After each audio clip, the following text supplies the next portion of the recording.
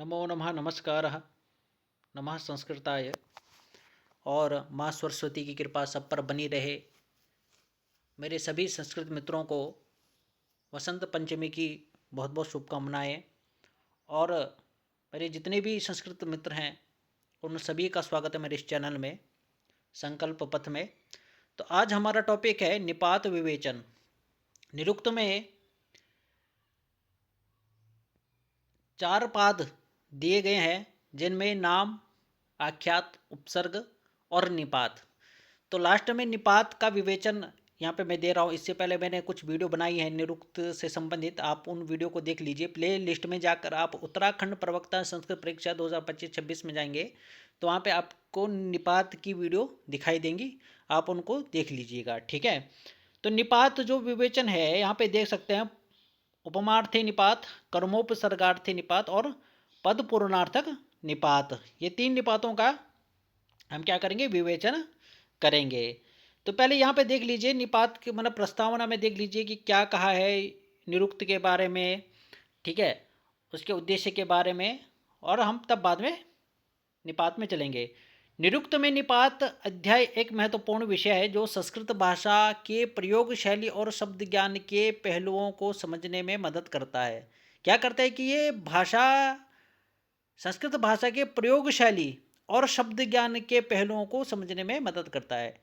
निपात के माध्यम से हम वैदिक साहित्य के पाठों में प्रयुक्त शब्दों के अर्थ और उनके प्रयोग की गहराई में समझ पाएंगे। क्या होता है, एक तो सिंपल देखो, लौकिक संस्कृत भाषा सरल होती है, लेकिन वैदिक जो संस्कृत भाषा ना, उसको समझने के लिए हमें पहले निपात का, निघंटु का अध्ययन, फिर निपात का अध्ययन करना ही पड़ता है। तभी हम उसके अर्थ को समझ पाएंगे कि कहा क्या गया है। इस इकाई के माध्यम से हम संस्कृत भाषा की अद्वितीयता और समृद्धि को समझने में योगदान करेंगे, जो विद्यार्थियों और भाषा प्रेमियों के लिए एक मूल्यवान क्या हो जाएगा, इसमें संसाधन साबित होगा। ये इसमें दिया है, लेखक के द्वारा है, ठीक है। उद्देश्य क्या है, तो समस्त विधाओं में पारंगत करना, ठीक है, समस्त विधाओं में पारंगत करना, भाषाई ज्ञान और कौशल में वृद्धि करना, निपात की बहुविध ज्ञान अर्जित करना, ये उद्देश्य है। उद्देश्य से भी प्रश्न पूछे जा सकते हैं, निपात के उद्देश्य क्या क्या हैं। तो समस्त विधाओं में पारंगत करना, भाषाई ज्ञान और कौशल में वृद्धि करना, निपात का बहुविध ज्ञान अर्जित करना, सभी नाम धातु अर्थात क्रिया से उत्पन्न होते हैं इस विषय में जानना, ठीक है, ये उद्देश्य है, प्रयोजन। अब है निपात का लक्षण। निपात का लक्षण बतलाते हुए आचार्य यास्क कहते हैं कि उच्चावचे स्वर्थेषु निपतंति निपाताः, ठीक है। लक्षण क्या है, ये है प्रश्न यहाँ पे बन सकता है कि निपात का लक्षण क्या है। तो उच्चावचे स्वर्थेषु निपतंति निपाताः, काय निपात उच्चावशेषु अर्थात ऊंचे और नीचे अनेक प्रकार के अर्थेषु अर्थों में निपतंती गिरते हैं, कि ऊंचे और नीचे अर्थों में जो गिरते हैं, अनेक प्रकार के अर्थों में जो गिरते हैं, अनेक प्रकार के अर्थों को प्रकट करते हैं, अतएव क्या कहलाते हैं, निपात कहलाते हैं, ठीक है।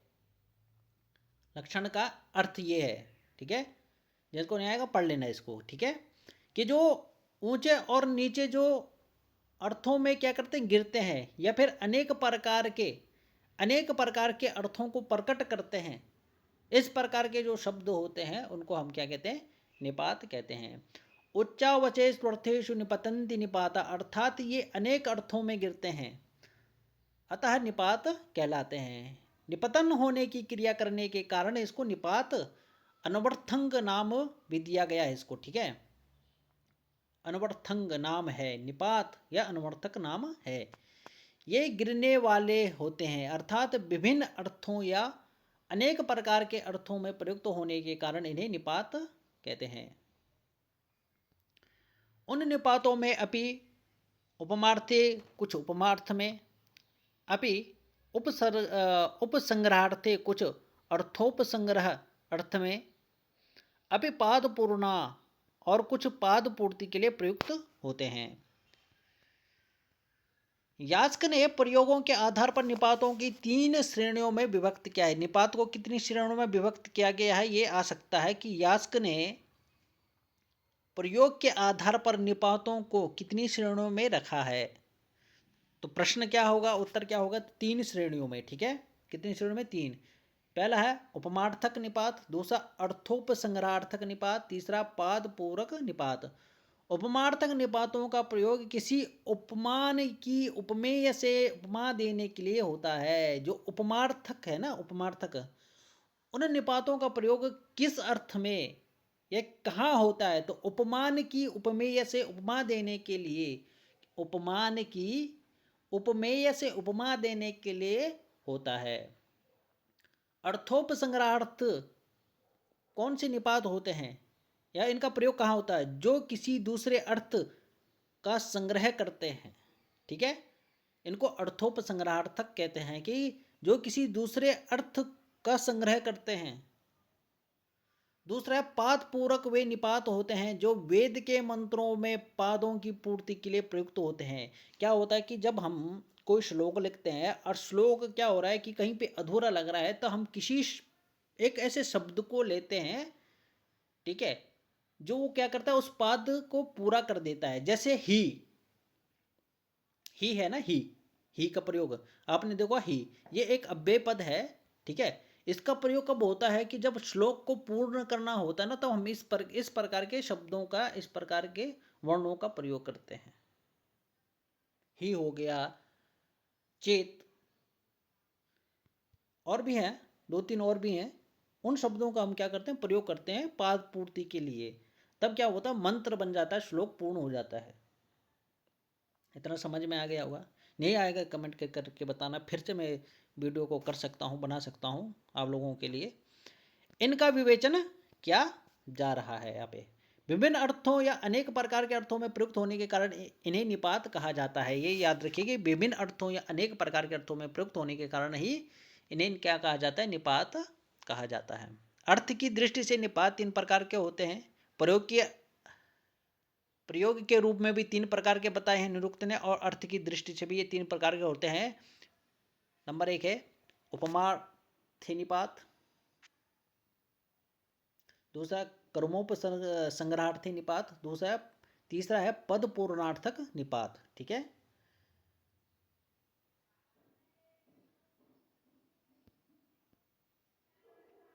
याद रहेगा, पहला, दूसरा, तीसरा। इन 3 प्रकार के निपातों का विस्तृत विवेचन निम्न प्रकार से है। तो सबसे पहले देखिए उपमार्थक निपात। जिन निपातों का प्रयोग उपमा के अर्थ में किया जाता है वे उपमार्थी निपात कहलाते हैं। अब देखो, शब्द से ही क्या अर्थ प्रकट होता है। ठीक है, मैंने जैसे कहा राम, अब राम जो शब्द है ना, वो किस अर्थ को प्रकट करता है? किसी व्यक्ति विशेष को प्रकट करता है, जो क्या है, दशरथ के पुत्र हैं, लक्ष्मण भरत शत्रुघ्न, कौशल्य के पुत्र, कैकेयी के पुत्र। ठीक है,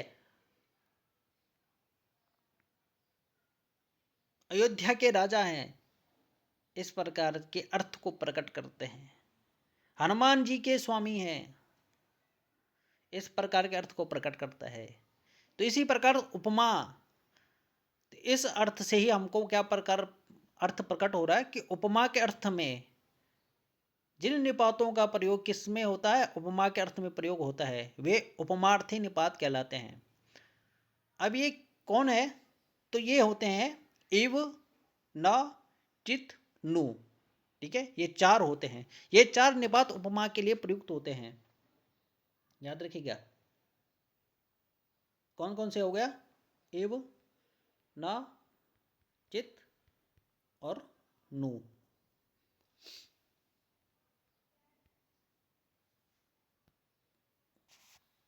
इनका वर्ण इस प्रकार से है। अब देखो, इव, इव का प्रयोग कहाँ होता है? तो वैदिक और लौकिक संस्कृत में इव निपात उपमा के अर्थ में आता है। ठीक है, वैदिक और लौकिक में, वेद में और लोक में इव का प्रयोग कहाँ होता है? तो उपमा के अर्थ में होता है। जैसे उदाहरण क्या देखा, अग्निरिव, इंद्र इव। अब देखा, इव का अर्थ, इव का प्रयोग होता है। अब उदाहरण के लिए दे दिया है, अब अग्नि इव दे दिया, अग्निरिव, कुछ और दे दिया है, इव, इव दे दिया और कुछ शब्द लिख दिया है, तो आपको पता होना चाहिए कि इव का प्रयोग क्या होता है, लौकिक, वैदिक और लौकिक में उपमा के अर्थ में ही होता है। तो आपका टिक क्या होना चाहिए, इसी में होना चाहिए। इंद्र इव, इंद्र के समान, अग्नि की तरह, इंद्र के समान है। ठीक है, ये दो उदाहरण यहाँ पे दिए हैं, अग्नि की तरह, इंद्र की तरह। अन्य भी वेद और लोक में इव निपात के पृथक पृथक उदाहरण मिलते हैं, जैसे कि अग्निरिव मन्यो द्युषितः सहस्व, वागर्था विव, ये तो सबसे प्रमुख वो है, वागर्था विव संपृक्तो, रघुवंश में। ठीक है, क्या है, वागर्था विव संपृक्तो। इस प्रकार से इव यह निपात वेद और लोक दोनों में उपमा के अर्थ में प्रयुक्त होता है। कौन सा निपात वेद और लोक दोनों में उपमा के अर्थ में प्रयुक्त होता है, तो उत्तर क्या हो जाएगा आपका, इव। प्रश्न बन रहा है ना, प्रमुख प्रश्न बन रहे हैं।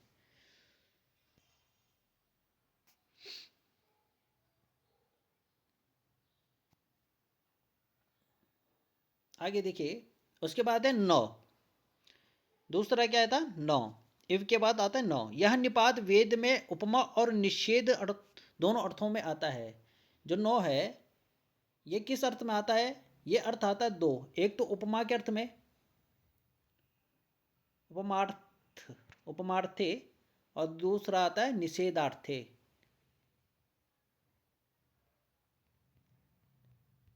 निषेधार्थे,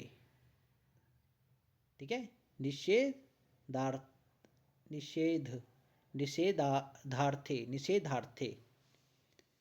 ठीक है, निषेधार्थे।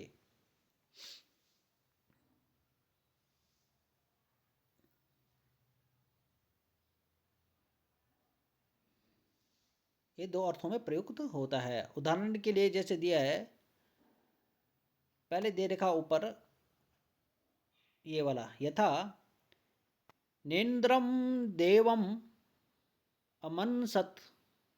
ठीक है, अमनसत देवम, ठीक है, देवम अमनसत, नेन्द्रम देवम अमनसत।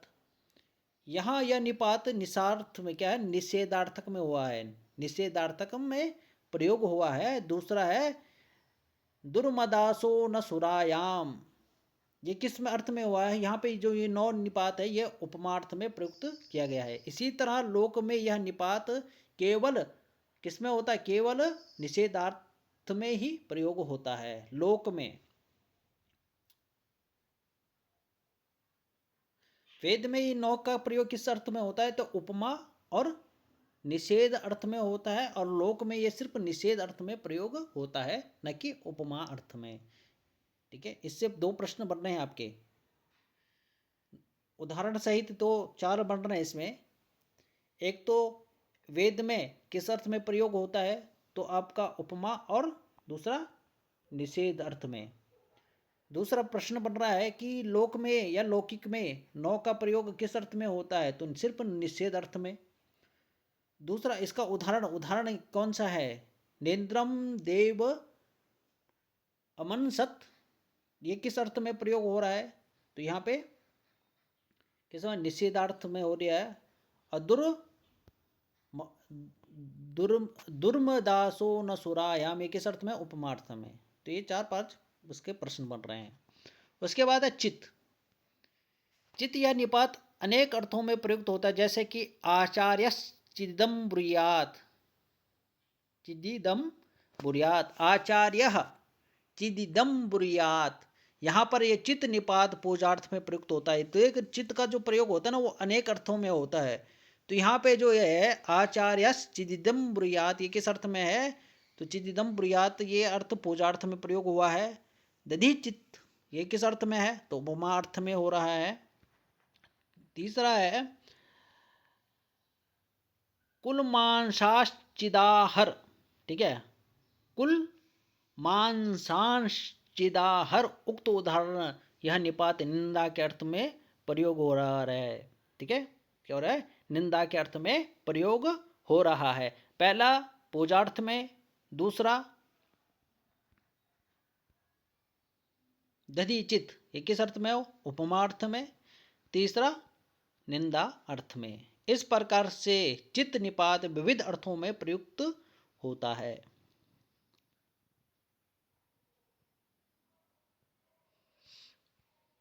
ये आचार्य पद निर्वचन, ये व्युत्पत्ति है आचार्य की। आचार्य कस्मात्, तो आचार्य आचारम ग्रहयति, आचिनो आचिनोत्यर्थान, आचिनोति बुद्धिम इति वा। ठीक है, ये आचार्य का क्या है, व्युत्पत्ति है। ये आपने वो ऊंचा देख रखा ना वहाँ पे नीचे, निपात के बाद व्युत्पत्ति, शब्दों की व्युत्पत्ति, तो ये आचार्य की व्युत्पत्ति है। ठीक है, यहाँ पे देख लीजिएगा। ये अभी हमारा वो टॉपिक नहीं है, अभी हमारा टॉपिक है निपात है। दूसरा है नु। यह निपात अनेकार्थ है। ठीक है, नु जो ये क्या है, निपात अनेकार्थक है।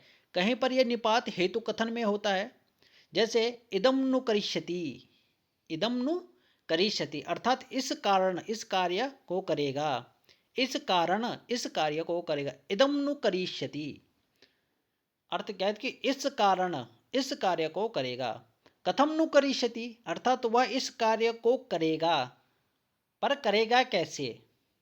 कथम नु करिष्यति, कथम नु कैसे करेगा।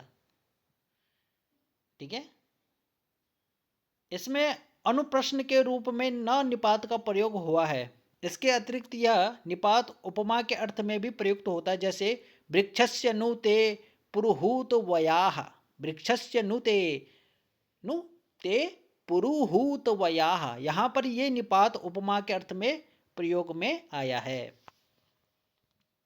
ठीक है, तो ये समझ लीजिए गए होंगे आप कि जो उपमार्थ है, ठीक है, उसके चार वो आते हैं इसमें, इव, न, चित और नो।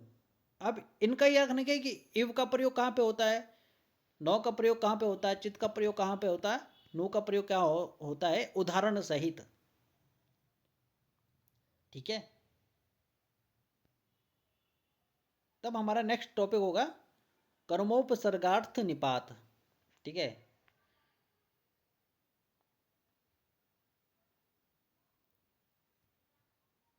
इसको भी समझाऊंगा, क्योंकि अच्छे से समझाना है तो इसमें डिटेल में क्या करना पड़ेगा, ढूंढ करनी पड़ेगी पहले। यहाँ पे दिया तो है, लेकिन और से भी मटेरियल की सरलता से आप समझ सके इसको।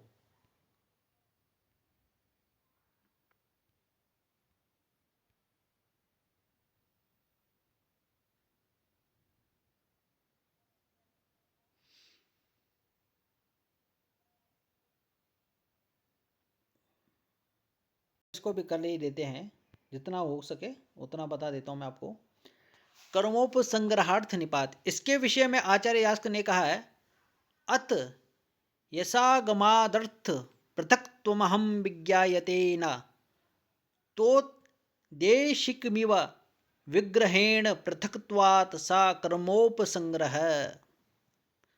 अर्थात जिस अश्रूय मान निपात के अध्याहार से वस्तु के अलग होने का ही बोध होता है, परंतु वह देवदत्त यज्ञदत्त आदि की तरह स्वतंत्र नहीं होती, क्योंकि वहाँ देवदत्त यज्ञदत्तौ इत्यादि में विग्रह से ही पृथकत्व होता है, अथवा वे निपात कर्मोपसंग्रह कहे जाते हैं, जिनके आगम अर्थात साक्षात अथवा नहीं जिस रूप के शब्दों का अलग अलग प्रयोग करके अनेक अर्थों का पार्थक्य पृथक एक दूसरे से भिन्न प्रकार आकार या रूप के कारण ही उनके अर्थ का पार्थक्य जान लिया जाता है, किंतु जो निपात उससे भिन्न प्रकार के पार्थक्य को प्रकट करते हैं वे कर्मोप संग्रहार्थीय हैं। जैसे अहम त्वम सहदेव दत्तः यज्ञ दत्तः कहने में इन परस्पर निरपेक्ष शब्दों का पार्थक्य सहजतया प्रतीत हो जाता है। दूसरे और अहम च त्वम च देवदत्तश्च यज्ञदत्तश्च कहने में शब्दों के अलग अलग होने से अर्थों का पार्थक्य प्रकट होता है। यह भी प्रकट होता है कि ये परस्पर सापेक्ष हैं। इस तरह के पार्थक्य का बोध कराने वाले निपात अन्य पदों के सापेक्ष बनाकर इनका प्रयोजन करने के कारण उपसंग्रहार्थीय निपात कहलाते हैं। ये निपात निम्न है। च, आ, वा, अह तथा ह। उ निपात ही, किल निपात मा, खलु, नूनम, शश्वत, सीम, त्वा, त्वत्। ठीक है, ये क्रमोपसर्ग निपात हैं। ठीक है, इनके बारे में और अच्छी तरीके से आपको बताऊंगा मैं नेक्स्ट वीडियो में। ठीक है,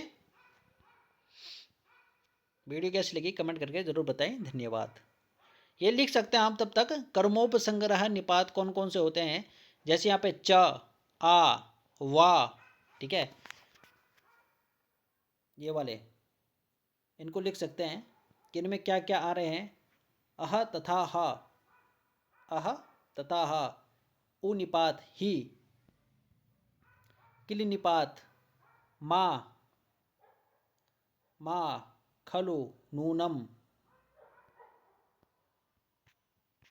उसके बाद है शाश्वत, शाश्वत, सीम, त्वा, त्वत्।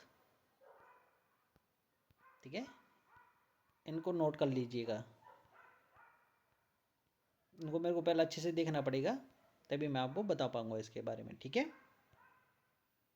इसका अध्ययन नहीं किया मैंने अभी। चलो ठीक है फिर।